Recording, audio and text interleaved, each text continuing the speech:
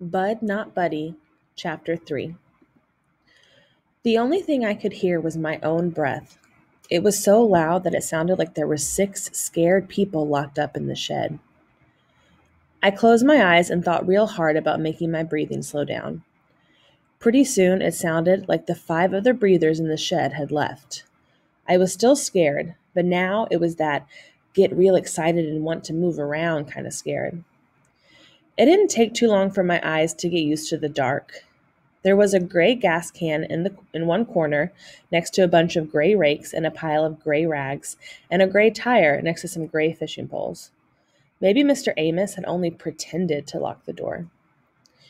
I reached my hand down toward the gray doorknob and as quick as I went from kind of calm to being in that stand in one place with spit drooling down the front of your shirt kind of scared.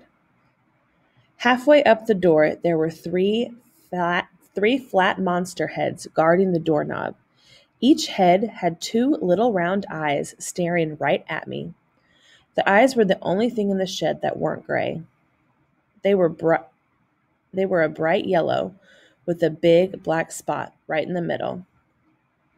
I dropped my blanket and pillow and backstepped until my legs hit the woodpile behind me. From all the fast breathing, you'd have thought the 5 other scared people had come back and brought a couple of scared friends with them. Each head had a wide open mouth with a sharp set of pointy teeth and lips smiling back, ready to bite. It felt like the shed was getting smaller and smaller, and the little mouths were getting closer and closer. Then I knew what I was looking at. The doorknob guards were 3 dried out fish heads that someone had nailed to the door. I ran over to the pile of rags and poked at one of them with my shoe to make sure there weren't any rats or centipedes hiding under it. Then I picked it up and hung it over the fish head so I couldn't see them and they couldn't see me. I picked up my blanket and pillow and had to decide what was the best way to sleep. I knew the ground was no good. I'd bet all the bugs and roaches were crawling around. I remember what happened to my best friend, Bugs, when a cockroach crawled in his ear one night at the home. 4 grown folks had held Bugs down whilst they tried to pull it out with a pair of tweezers, but the only thing that they did was pull the roach's back legs off. When they were digging around in Bugs's ears with the tweezers, you'd have thought they were pulling his legs off, not some cockroaches. I'd never heard a kid scream that loud. After about 15 minutes of Bugs screaming the joint down, they said they were going to have to take him to the emergency room to get the roach out. It was almost morning when Bugs got back. Everyone was asleep except me. I waited until they put him in his bed and turned off the lights. I said, "Did they get it out?" He said, "Oh, hi, Bud. Yeah, they got him." "Did it hurt a lot?" "Nope." "Were you scared?" "Nope." "Then how come you were screaming so doggone loud?" He said, "I didn't know I was. I probably couldn't hear me screaming because the roach was so loud." I'd seen a lot of roaches, but I had never heard one of them make a sound. I said, "Loud how?" "Well, Bugs ain't so different from us as you'd think. Soon as he saw those tweezers coming at him, he was pretty terrified and commenced to screaming. Screaming in English, too, not some bug language like you'd expect from a roach." "Yeah? What'd he say?" "All he kept yelling was, 'My legs! My legs! Why have they done this to my legs?'" That's the true story about how Bugs started getting called Bugs. I bet $1,000 that there were roaches on the floor of this shed, just waiting to crawl in someone's ear. And I bet those Amoses wouldn't even have tried to pull the roach out. And who knows how long I'd have had to listen to some terrified roach screaming his head off right up against my eardrum. I spread the blanket on top of the woodpile and climbed up on it. This put me so I was even with the window. I took a piece of bark and brushed all the spider webs from the front of the window. Then I put my hand to the glass to see if the newspaper was pasted on from the inside or the outside. I touched the paper. I spread my fingers and my hand looked like a yellow jacket bumblebee, bright yellow with black stripes.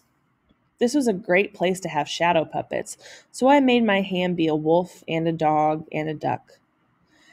After a while, things got pretty boring, so I scraped the paper with my fingernails so I could see outside. But I like to keep my nails bit down real low, and the paper didn't budge. I took out my jackknife and tried scraping the newspaper with it. The paper peeled away in little curly yellow strips, like that stuff rich people throw at New Year's Eve. I finally got a hole big enough to look out and mash my eye up against the glass. I could see the back of the Amos house real clear. There was a light on. That had to be Mr. and Mrs. Amos's bedroom. The little bit of light that came through the hole in the paper made me get calm enough that I could lay my head on my pillow and take a nap. When I blinked, my eyes opened. The first thing I noticed was that the light from the Amos's bedroom was out. The next thing I noticed made me wish I stayed asleep. Up at the very top of the shed was the biggest vampire bat you've ever seen. He was hanging upside down asleep, but the smell of me rising up to him would probably wake him up at any minute. I reached over to the window and tried to slide it open. It budged an inch. I rolled off the woodpile and crawled toward the floor with the fish head guards. I reached my hand up and the doorknob turned. Mr. Amos was trying to help me. But after the door opened a crack, the padlock and chain on the outside held it tight. I looked back up to the rafters to see if the bat had woken up. He was still sound asleep. Just like there's a time that a smart person knows enough is enough, there's a time when you know you've got to fight. I wasn't about to let this vampire suck my blood dry without a war. He could kiss my wrist if he thought that was going to happen. I got up off my knees and picked up the gray rake. I walked over to the woodpile, cool as a cucumber. But inside, every part of my guts was shaking. I stood up on the woodpile and held the rake like it was a Louisville Slugger. I eyed where the bat was sleeping and revved the rake like I was going to hit a 400-foot home run. Just before I swung, I remembered another one of Bud Caldwell's rules and things for having a funner life and making a better liar out of yourself. Rules and things number 328. When you make up your mind to do something, hurry up and do it. If you wait, you might talk yourself out of what you wanted in the first place. Shucks, I couldn't remember for sure if you killed a vampire by driving a stake in its heart or by shooting it with a silver bullet. If I was wrong and didn't kill the bat right away, I was going to be trapped in the shed with a vampire who was probably going to be real upset that someone had woke him up by whacking him with the rake. I took my jackknife out of my pocket and pulled the blade open. That way, if I didn't kill him with the rake, and it came down to the two of us tussling on the floor, maybe a silver blade in his heart would be just as good as a silver bullet. Unless that's what you had to do with werewolves. I raised the rake over my head, closed my eyes, and swung it like I was Paul Bunyan chopping down a tree with one blow. I felt the rake jerk a little when it hit the bat, and I opened my eyes just in time to see the vampire get cut right in half. I was kind of surprised it didn't scream or cry or say, "Curses, you got me!" Instead, the only sound I heard was a kind of rattling, like a couple of pieces of paper rubbing together or the dry leaves blowing around in the wind. The next sound I heard was even worse than if a vampire had said, "Aha, doggone kid, that hurt, but now I get my revenge." It sounded like I had turned on a buzzsaw in the shed. All of a sudden, it felt like someone had stuck a red-hot nail right into my left cheek. My hand reached up to grab my cheek, and I felt something creepy and prickly there.